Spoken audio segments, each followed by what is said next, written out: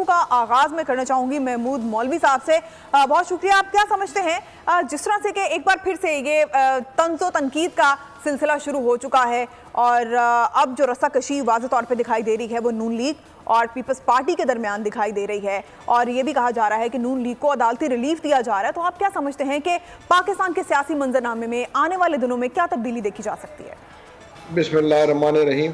دیکھیں, آنے والے جو حالات نظر آ رہے ہیں وہ یہ اکنامی کے لیے اچھے نظر نہیں آ رہے ہیں, کیونکہ اگر مسلم لیگ نون اور پیپلز پارٹی میں تنازع رہے گا تو دیکھیں نا اسٹیبلٹی نہیں آئے گی.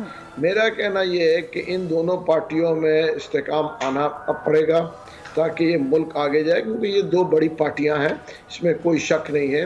اور جہاں تک یہ بات کر رہے ہیں کہ دیکھیں پی ایم ایل این کو ریلیف دیا جا رہا ہے, دیکھیں آن دی فیس آف اٹ تو ہر آدمی کو اس کے اوپر ڈاؤٹ ہوگا, اس کی وجہ کہ اتنی تیزی سے جو قانون اپنا تقاضا پورا کر رہا ہے قانونی, عام آدمی کا اگر پورا ہوتا تو یہ ملک کہاں سے کہاں چلے جاتا. ان کا بھی, پیپلز پارٹی کا بھی کہنا یہ ہے کہ عام آدمی کو بھی اسی قسم کا قانون ملے.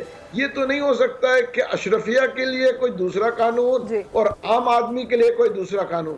تو میرے جو کہنا یہ ہے کہ بالکل یہ ان کو دونوں پارٹیز کو بیٹھ جانا چاہیے اور جو بھی مسائل ہیں میں کہوں گا کہ آپس میں بیٹھ کے حل کرے. اس کی وجہ یہ ہے کہ یہ آلریڈی میثاق جمہوریت سائن کر چکے ہیں اور میثاق جمہوریت کے اندر یہ بڑا کلیئر ہو چکا تھا کہ یہ مل بیٹھ کے ایک دوسرے کے اوپر جو ہے تنقید ضرور کریں, مگر ایک دوسرے کے مخالف جا کے اکنامی کو ڈیمیج کرنا یا ملک کو ڈیمیج کرنا یہ کہیں کی عقل مندی نہیں ہے. یہ میرا اپنا رائے ہے. سبسکرائب کریں اور بیل دبائیں تاکہ کوئی خبر رہ نہ جائے.